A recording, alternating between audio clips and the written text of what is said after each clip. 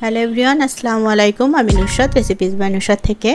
So দেখতে পাচ্ছেন আজ একটি ডেজার্ট আইটেম নিয়ে আসলাম। আসলে প্রতিদিন তো শুধু ঘরোয়া রান্নাবান্না এগুলো শেয়ার করি। আজকে মনে হলো বিকালে যেহেতু এটা করব, এটাই শেয়ার করি। আসলে আজকে আমি এটা করেছিলাম বার্ড নেস্ট। এটা অনেক দিন ধরে আমি আমার ছেলের জন্য করব বলে করতে করতেও প্রায় বড়ই হয়ে গেল। যখন ও এটা দেখে খুব বেশি খুশি হতো তখন আর করা হয়নি। সো আজকে করে ফেললাম।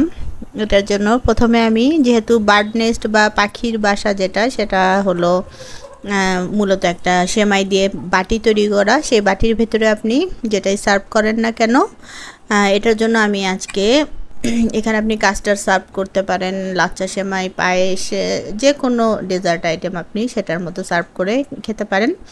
সেটার জন্য আমি জাস্ট লাচ্চা সেমাইটা রান্না করে নিলাম। লাচ্চা সেমাইয়ের রেসিপি বলার কিছুই নাই। দুধ চিনি জাল দিয়ে আপনি একটা বাটিতে সেমাই সেট করে জাস্ট দুধটাকে ঢেলে দিলেন, একটু উপর দিয়ে গার্নিশ করলেন, হয়ে গেল। এখন মেইন যে কাজটা সেটা হলো, আমি যে পাখির বাসা বা সেমাইয়ের বাটিটা তৈরি করব, সেটার জন্য আমি একটা কাপকেকের মোল্ড নিয়ে নিলাম। এটার উপরে আমি কতগুলো ক্লিং র্যাপার দিয়ে বসাবো দেখে এটা সেট করে রাখলাম, যেন আমার কাজটা একটু এগিয়ে থাকে। তারপর একটা নর্মাল যে জর্দা সেমাই প্যাকেট আছে, সেটাকে আমি সুন্দর করে হাত দিয়ে গুঁড়ো করে নিয়েছি। তারপর প্যানে সামান্য একটু ঘি, বাটার, তেল, আপনি যেটাই দেন না কেন, আমার কাছে আজকে ঘি বাটার কিছুই ছিল না, তেল দিয়ে আমি ভেজেছি। এটা কোনো ব্যাপার না, যেটা দিয়েই করেন না কেন। এটা সুন্দরভাবে ভেজে নিয়ে জাস্ট এর মধ্যে সামান্য একটু গুঁড়ো দুধ আর এখানে কনডেন্স মিল্ক দিয়ে দিতে হবে। আমি কিন্তু আমার সেই লাচ্চা রান্নার ক্ষেত্রেও সেখানে দুধের সঙ্গে আমি গুঁড়া দুধ ইউজ করেছি, আপনারা ভিডিওতে নিশ্চয়ই দেখেছেন। আর এই যে কনডেন্স মিল্ক আমি দিয়ে দিলাম, এখানে 1/4 কাপ কনডেন্স মিল্ক দিয়েছি। পরে অবশ্য আমি আরও একটু অ্যাড করেছি, সেটা আর এখানে ক্যাপচার করা হয়নি।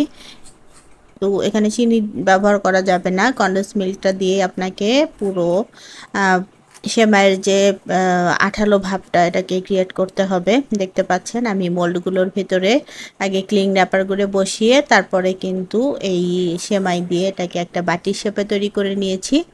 হয়ে গেছে আমার কিন্তু পাখির বাসাগুলো। দেখতে কি সুন্দর লাগছে। এটা আসলে আমি আজকে খুবই আর্লি মানে খুবই ঝটপট করতে হয়েছে, যেহেতু আমি আজকে এটাই আপলোড করব। আমার কাছে আজকে কোনো আগের ভিডিও যাও ছিল, আমার ইচ্ছা করছিল না ওগুলো আপলোড করতে, ভাবছিলাম এটাই দিব। সো কিছুক্ষণ আমি ফ্রিজে রেখেছি। এটা আর একটু সময় ধরে ফ্রিজে রাখলে এই বাটিগুলো একদম সুন্দরভাবে সেট হয়ে যায়। তো আপনারা যখন বাসায় করবেন অবশ্যই একটু ঘন্টাখানেক ফ্রিজে রেখে দিলে এটা একদম বাটিতে সেট হয়ে যায়, এটা আর ভাঙার সম্ভাবনা থাকে না। যদিও আমারও ভাঙেনি, একটা মনে হলো যে একটুই হয়েছে। তো যাই হোক, দেখতে কিন্তু খুবই সুন্দর লাগে, আর এটা কিন্তু বাচ্চারা দেখতে খুবই পছন্দ করে। আর সবচেয়ে মজার বিষয় হলো এগুলো কিন্তু আগে থেকে বানিয়ে আপনারা স্টোর করতে পারেন ফ্রিজে রেখে দিলে, তারপর আপনারা যে কোনো ডেজার্ট আইটেম এখানে সার্ভ করতে পারবেন। সো দেখতে পাচ্ছেন আমি কিন্তু একে একে আমার বাটিগুলোর ভিতরে সেই লাচ্চা সেমাইটাকে সার্ভ করলাম, আর উপরে একটু চেরি ফল, কিশমিশ দিয়ে আমি গার্নিশ করে নিয়েছি। সো কেমন লাগলো আমার আজকের ভিডিওটি? ভালো লাগলে অবশ্যই একটা লাইক, কমেন্ট, শেয়ার দিয়ে পাশেই থাকবেন। আর আমার রিলসগুলো একটু বেশি বেশি করে দেখবেন, পারলে একটু শেয়ার করে দেবেন সবাই। আল্লাহ হাফেজ।